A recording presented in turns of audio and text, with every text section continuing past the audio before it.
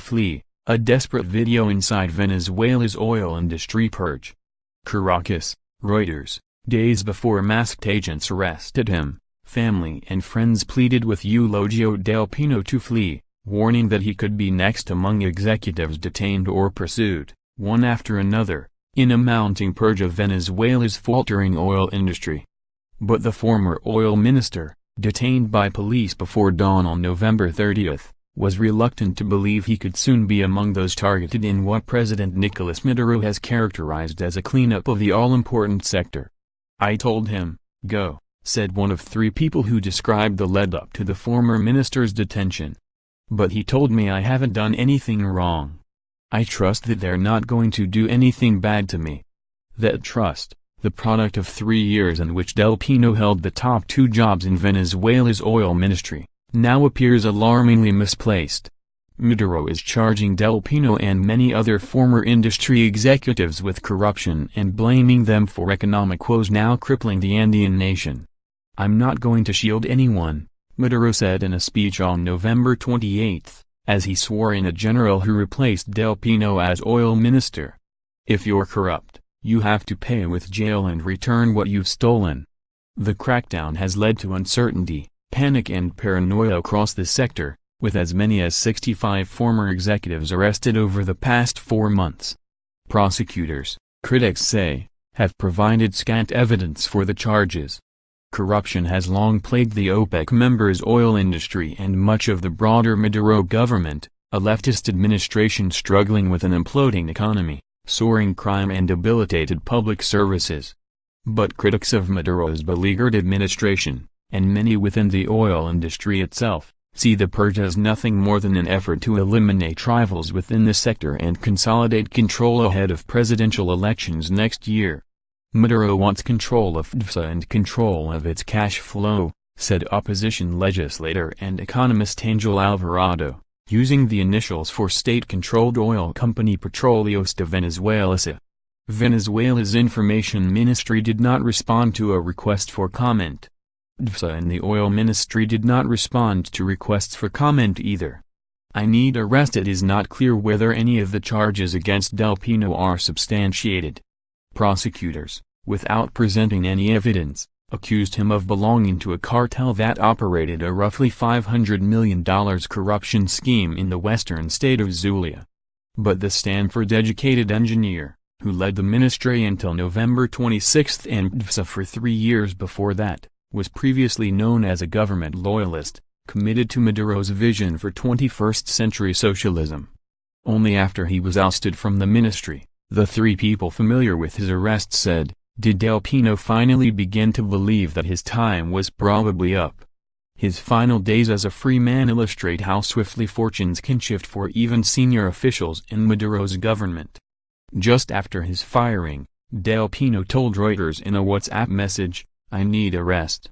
On November 29, 3 days after his ouster, an exhausted Del Pino went to a villa, a verdant mountain that towers over Caracas, the capital, where he liked to hike, one of the people said. Del Pino found a quiet spot under a tree and recorded a video on his cell phone. He said he believed he was about to become a victim of an unjustified attack.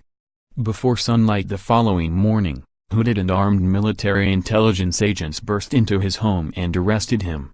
Footage of the detention showed Del Pino wearing the burgundy-colored soccer shirt of Venezuela's national team. Later that day, the video Del Pino recorded appeared on his Twitter account. "I hope the revolution will give me the right to illegitimate defense," he said, referring to the government and the militant terms embraced by Maduro. Del Pino did not respond to requests for comment on WhatsApp, where he had recently changed his profile picture from one of him in a DVSA hat to one of his children. After Del Pino's detention, stunned workers at DVSA's Caracas headquarters, where he was generally well liked, watched the state TV footage on screens in company elevators. Fear has gripped employees at both institutions, according to a half-dozen current and former DVSA insiders as well as foreign oil executives. Managers are scared to sign routine documents in case it could be used against them. Maduro promoted Del Pino, who was born in the Canary Islands and holds a Spanish passport, from DVSA's exploration and production division to the company's top job in 2014. At the time, foreign oil executives and analysts largely welcomed the arrival of the genial and low-profile technocrat. He replaced Rafael Ramirez, a once powerful loyalist of the late Hugo Chavez, Maduro's predecessor. Ramirez, who dominated Venezuela's oil industry for a decade, sought to make DVSA redder than red. He urged workers to wear red shirts in support of Chavez's socialist movement and to attend pro-government rallies. Del Pino, by contrast, eased up on revolutionary garb and attendance at militant gatherings. He also sought closer relationships with foreign partners frustrated by currency controls and a lack of professionalism at DVSA.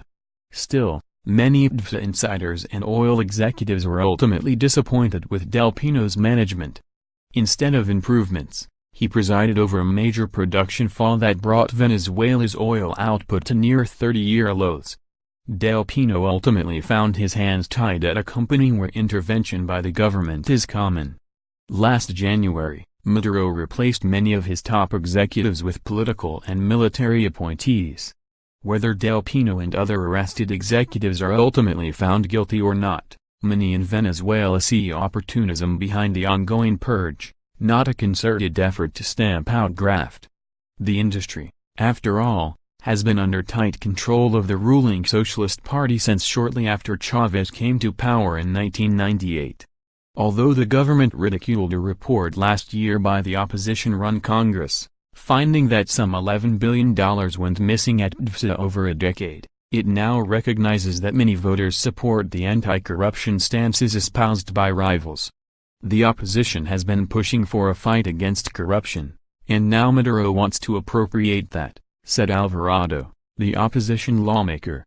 After surviving major protests this year and pushing through a controversial pro-government legislative superbody, Maduro is feeling empowered, government officials said.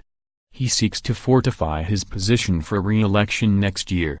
He is also expected to continue finding ways to target perceived threats to his political power. Some in Venezuela see Del Pino's arrest as a way of getting at an old rival, Ramirez, the former DVSA boss. Ramirez, until recently Venezuela's envoy to the United Nations, is believed by many in the government to have presidential ambitions. Although Ramirez has not been mentioned by prosecutors, senior government officials increasingly refer to his time at DVSA as a period when mafias were formed and executives like Del Pino grew ascendant. This week, after Ramirez criticized the president in recent opinion articles online, Maduro fired him and summoned him back to Caracas, according to people familiar with the clash. Late Friday, police arrested Diego Salazar, a relative of Ramirez, in what prosecutors said was another corruption investigation. Ramirez did not respond to a request for information on Friday. Additional reporting by Mariana Parraga in Houston. Writing by Alexandra Ulmer, editing by Andrew Cawthorne and Paulo Prada.